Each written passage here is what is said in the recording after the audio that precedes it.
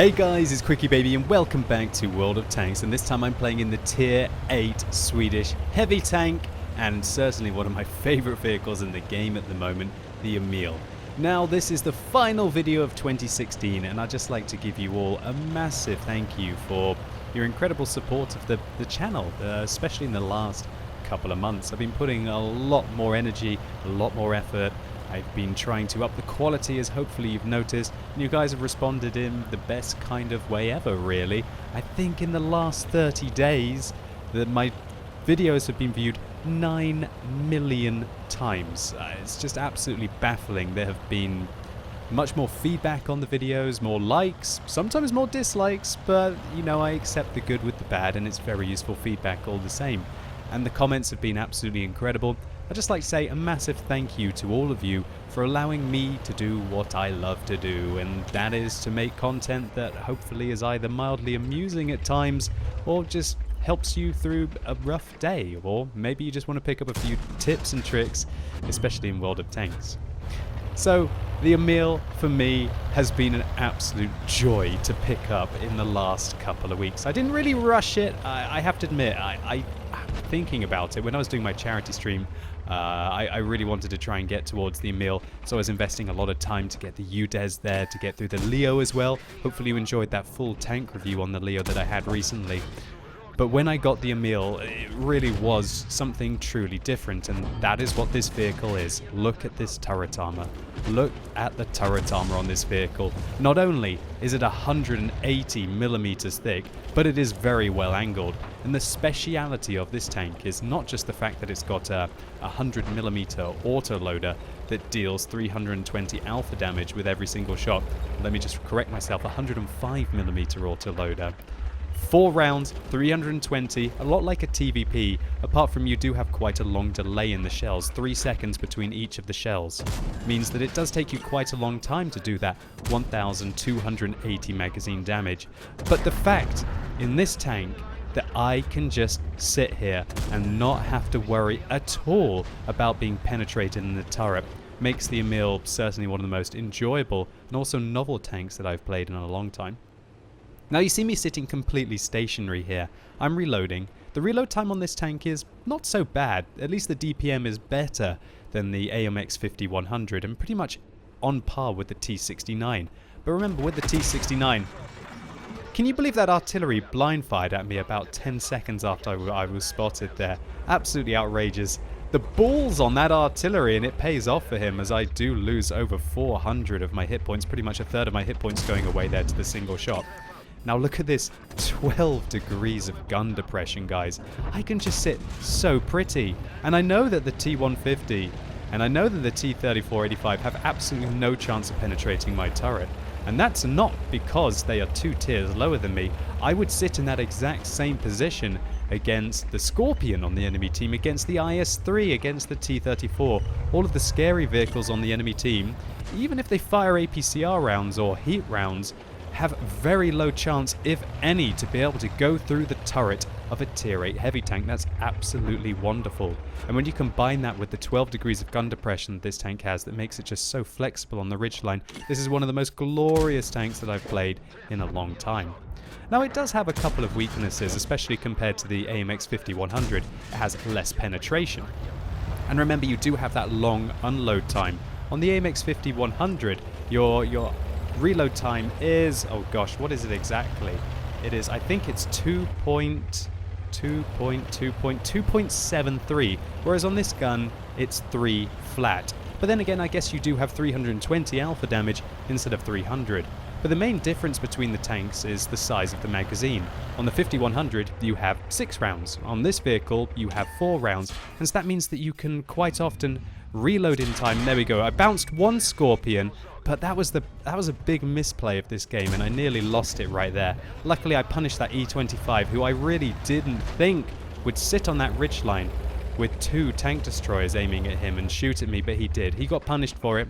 We bounced one Scorpion shell that hit the front of the turret, probably the shell here that we see, but the next one goes right into the side. I did not expect those Scorpions to be sitting right out in the open. Usually Scorpions will be sitting on this ridgeline around here. But unfortunately that wasn't the case, and the Scorpions did manage to get 1 round into the side. And 1,400 hit points, it's certainly not the greatest amount, but it's a decent old slab of hit points to have at tier 8. I don't know why, but this vehicle feels more like a tank destroyer, right? I feel like I should have about 1,000 hit points to balance the vehicle out a little bit more. And the 1,400 does come in handy, real handy. And it's just very durable, this vehicle. Not only is the turret great, but the frontal hull armor is also awesome. We're talking about 100mm of frontal hull armor here, and even more on the lower plate. Even when you're not angling this tank, the frontal hull is probably about 180 to 200mm of effective hull armor. But the side armor totally sucks. It's 20mm thick, and of course, seeing how no overmatch changes were made, every single gun that is 61mm, that's pretty much every gun that you're going to meet at tier 6 to tier 10, will be able to overmatch the side armor in this tank, and so it's crucially important that you avoid getting shot in the side, and you always try and bait your opponents into shooting in the front. So we're in a close game here, 3,400 damage, 4 kills, a great round for any tier 8 tank, but it's certainly not over. Now I'm going to shut down the IS-6 here, but that's not really what I want to highlight. What I want to highlight is this awesome E25 player on my time, Begel. We've been in communication for the last 30 seconds. I asked him to be able to go and spot in the bush and that I would be able to take vehicles out as they went inside the cap circle, and it is working out beautifully. The E25 knows exactly what he's doing. He's not firing, he's not revealing his position.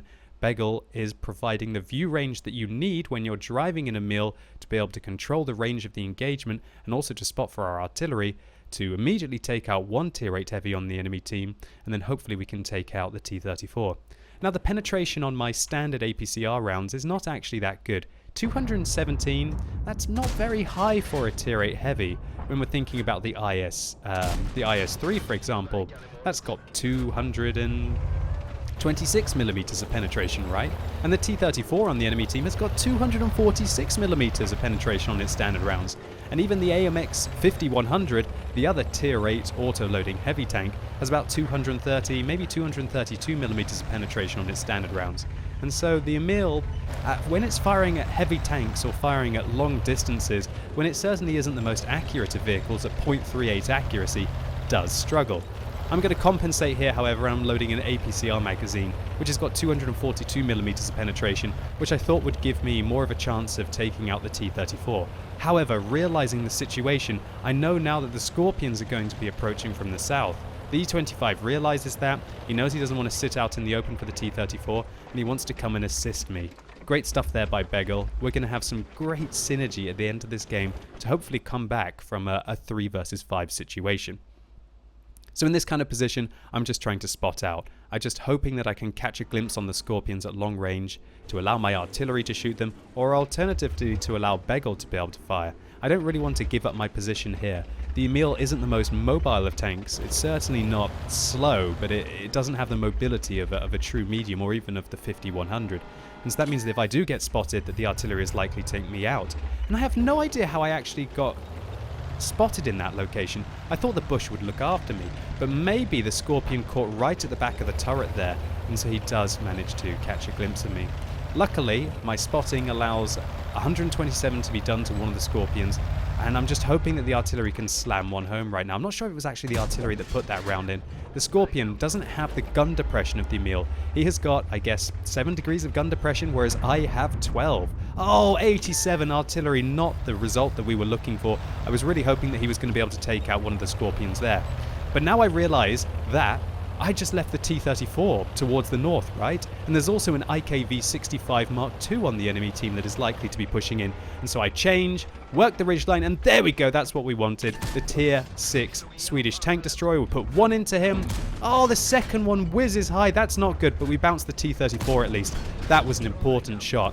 That was the last one I had remaining in the tank, and if I'd missed that, then certainly the IKV would have been able to push round the corner and take me out while I was reloading, and also the GW Panther. But I want to get back and help Begel, having fended off one flank, and we saw that the artillery actually did 454 damage there. I'm telling Begel I'm still reloading for 11 seconds. I don't really want to go up on the ridgeline and get shot by the Scorpion right now, but now I'm going to be reloaded. Hopefully we can save Begel. Oh, the Scorpion just finishes him off.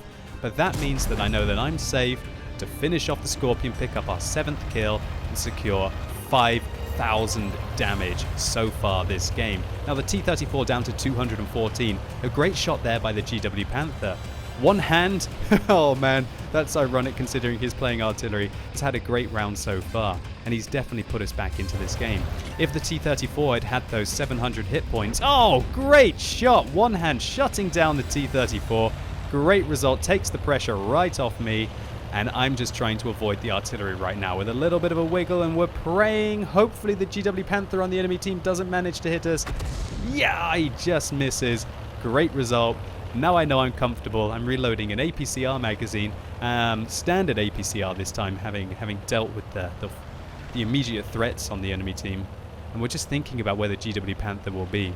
But I'd just like to say a massive thank you to Begel for holding off pretty much the entirety of a Rheinmetall Scorpion, and also killing the other one to half health. That was just awesome stuff, Begel. Thank you. You enabled me to be able to take out the IKV-65 and also to take on the T-34 along with one hand on our team. And what a great trio we've had here. We've secured so far, is that 12 kills between us? Wow, awesome result. So I'm reloading my high explosive magazine here. The high explosive rounds on this tank have got 420 alpha damage, and so that means that I should be able to one-shot the GW Panther that I was hoping to get the ambush off instead of doing a single shot. And there we go. We would have had to have missed, I guess, all 4 rounds there to not shut him down at the end of the game. 5,280 damage and my 8th kill. What a round, and there was some really feels good teamwork in this game, and I couldn't think of a better replay to finish off 2016. So my initial impressions of the Emil is that it is an absolute beast at tier 8. It just feels so rewarding to have those 12 degrees of gun depression, 2 degrees better than any other tank at tier 8. Combine that with impenetrable turret armor if you are using your gun depression, and you can just pick apart your opponents at your leisure, one by one with a pretty meaty magazine. 1,280 just feels so much better than the T69, but the tank doesn't feel like you're so vulnerable and reloading for as long as the AMX 5100. And I think that 1,800 magazine that you do have in the 5100, while it certainly is awesome when you can go in and kill almost the entirety of a tier 8 heavy tank and still have 1 extra round to either miss or kill something else, you do often get stuck in these awkward situations where the 5100 where you want to fire 1 or 2 rounds, but it just doesn't feel right because then you're going to be sitting there for a 50-second reload. And the Emil's 4-round 105mm magazine just feels like a sweet spot for me. Thinking about it, this is quite a lot like the difference between a TVP T50/51 and the Batchatillon at tier 10. It's just, I guess you could argue that the Batchat's gigantic 1,950 average damage magazine at tier 10 is probably more useful because obviously everybody's got more hit points at tier 10 compared to down at tier 8. And so I think that really makes you feel the difference between the Emil and the AMX 5100. And so this was my ace tanker in the Emil, and this happened during a 5 times experience event. So this was 16,536 experience for a single game, with 1,837 base experience points. And you know what's funny about the Emil? I had already had 2 games that were 1,600 plus base experience points, and they were both first class mastery badges, suggesting that the tank is posting some really high scores, but also so early on into the Swedish release, only the most dedicated players are going to be playing the vehicle. So we nail a Radley Walters for our 8 kills, unsurprisingly a steel wall for the 2,105 damage that we blocked, and really it was only damage from the artillery and that shell that went into the side of our turret from the Rheinmetall Scorpion that took our health away. In addition to the high caliber for 5,280 damage dealt and 1,800 damage upon detecting. And again, I'd like to give a massive shout out to Begel in his E25. Seriously, could not have even got close to doing this without you, buddy. And also the very aptly named One Hand in his GW Panther. We really nailed it at the end of this game. And I only wish I hadn't been so excited and thrilled about that round that I would have thought to added you guys to a dynamic platoon, because to be honest, it felt like we were in a platoon, and that's, I guess, exactly what that feature is there for. So I'd like to finish this video as it began, thanking all of you for an amazing 2016. It's down to your support and the fact that the channel is doing better than ever,